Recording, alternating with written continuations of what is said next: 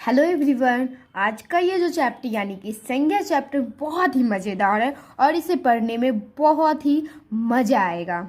तो हमने जो आगे के चैप्टर्स पढ़े हुए हैं जैसे कि शब्द और वाक्य विचार, भाषा, लिपि, व्याकरण, ये सब जो चैप्टर हमने पहले पढ़ लिया है वो अब हम आगे के जो चैप्टर्स पढ़ेंगे ना उसमें ये बेस का काम करेगी। तो हमें बहुत ही ईजिली ये सारी चीज़ें अच्छी तरह से समझ में आएगा। तो चलिए हम अपनी वीडियो स्टार्ट करते हैं। संज्ञा यानी कि नाउन। संज्ञा का परिभाषा क्या होता है मैं आपको बताती हूँ। संज्ञा का परिभाषा यानी कि संज्ञा मतलब होता है जो चीज़, जो किसी व्यक्ति या किसी भी चीज़ का उसका अपना एक स्पेशल नेम है, उसका नाम है।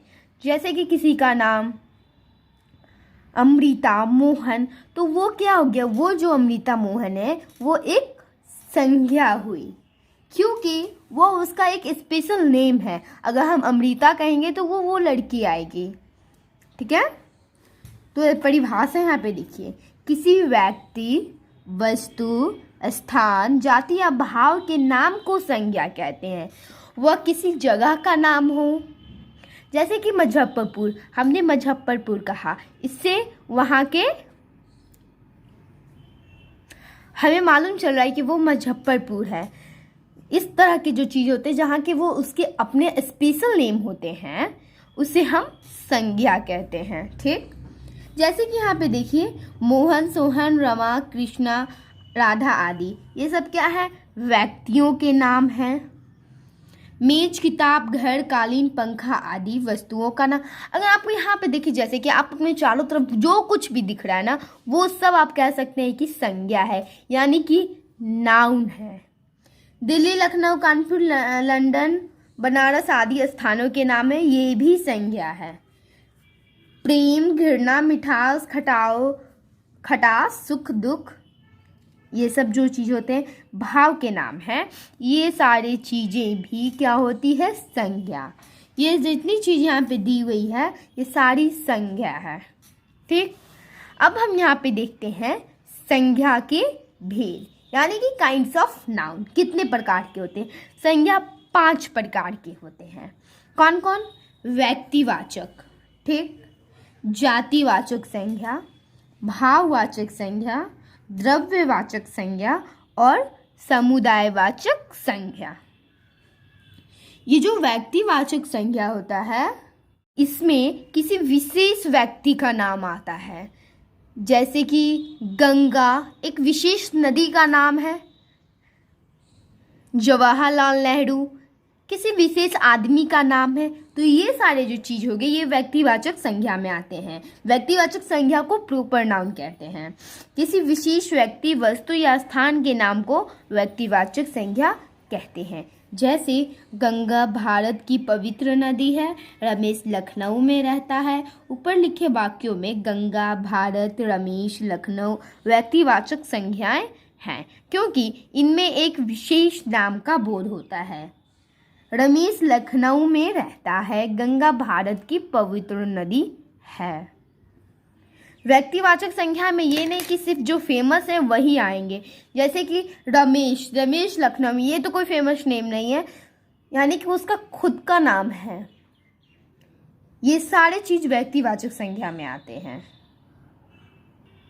अब आप यहाँ पे कह रहे होंगे कि रमेश कैसे हो गया, तो देखिए किसी विशेष व्यक्ति का नाम है रमेश यानी कि उसका खुद का नाम भी कुछ विशेष है, इसलिए यहाँ पे रमेश लखनऊ में रहता है। आपका नाम भी विशेष में हो जाएगा, वो भी नाम व्यक्तिवाचक संज्ञा होता है।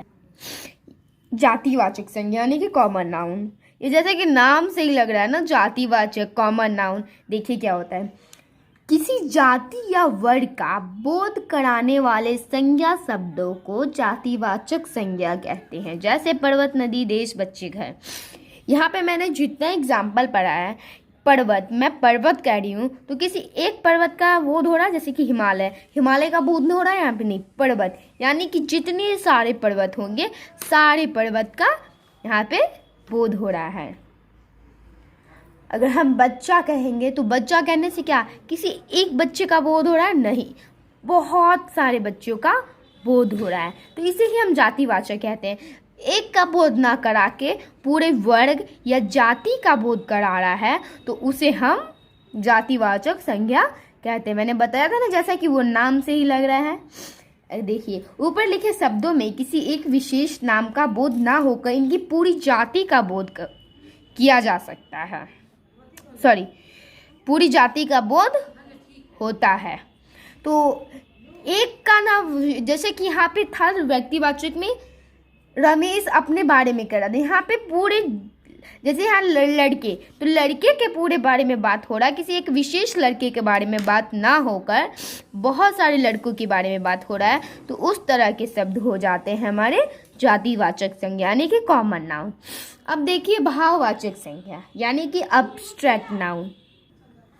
किसी व्यक्ति या वस्तु के गुण, दोष, अवस्था या भाव के नाम को भाववाचक संज्ञा कहते हैं। देखिए यहाँ पे बहुत अच्छी बात बताई गई भी है। भाववाचक संज्ञा यानी कि एब्स्ट्रैक्ट नाउन। देखिए यहाँ थोड़ी समझने की कोशिश करिएगा। किसी व्यक्ति या वस्तु के गुण, दोष, अवस्था या भाव के नाम को भाववाचक संज्ञा कहते हैं। भाववाचक संज्ञा मीन्स गुण, दोष, अवस्था या भाव के नाम को भाववाचक संज्ञा कहते हैं।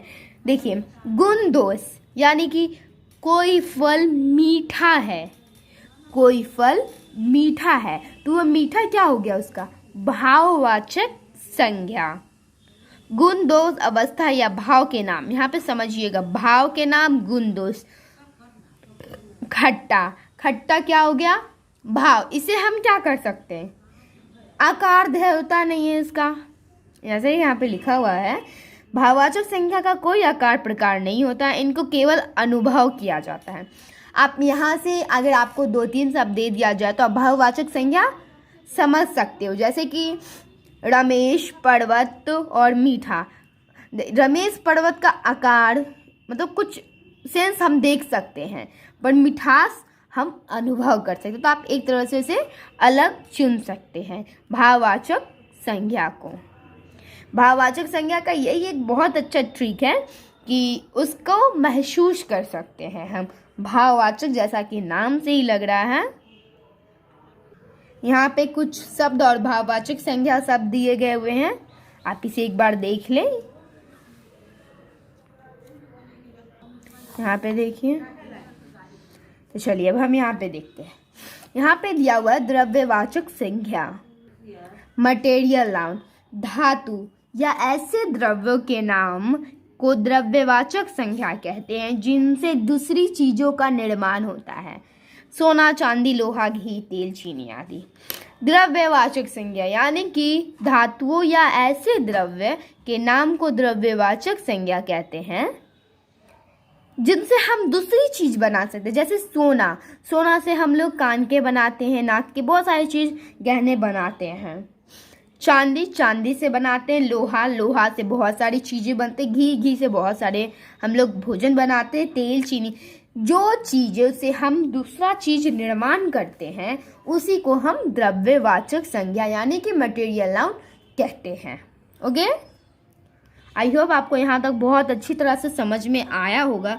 अगर कहीं भी प्रॉब्लम लग रहा है तो ज़रूर कमेंट में हमें बताएं। समुदायवाचक संज्ञा यानी कि कॉलेक्टिव नाउन, ये बहुत ही अच्छा लगता है मुझे। देखिए क्या है इसमें, समूह या समुदाय का बोध कराने वाले संज्ञा शब्द को समुदायवाचक संज्ञा कहते हैं, जैसे सेना, झुंड, पुलिस, मंडली, टोली, कक्षा आदि। ऐसा कोई शब्द कहिए, समुदायवाचक संज्ञा में ये होता है कि ऐसा कोई शब्द कहिए जिससे, जैसे कि सेना, सेना कह रहे हैं तो हम सेना मीन्स क्या, वहाँ पे बहुत सारे लोग होंगे, सेना। झुंड यानी कि बहुत सारे लोगों का झुंड, उसे ही हम झुंड कहते हैं। पुलिस यानी कि वहाँ पे बहुत सारे पुलिस हैं। टोली, कक्षा यानी कक्षा में बहुत सारे बच्चे हैं, तो इसे हम समुदायवाचक यानी कि कॉलेक्टिव नाउन कहते हैं। आज का चैप्टर हमारा यहीं ख़त्म होता है। अगर आपको कहीं भी कुछ भी प्रॉब्लम लग रहा होगा तो हमें कमेंट में बताएं। हम आपकी प्रॉब्लम ज़रूर सॉल्व करेंगे। अगर आपको और सारी कौन सी टॉपिक पे वीडियो जाननी है आप बताएं हमें। और आज की वीडियो कैसी लगी ज़रूर हमें कमेंट में बताइएगा। हमारे चैनल को सब्सक्राइब कर लीजिए, हमारे वीडियो को लाइक कर दीजिए और बेल आइकन दबा दीजिए, जिससे मेरी न्यू वीडियो की नोटिफिकेशन आते आप तक मालूम चल जाएगी। Thank you.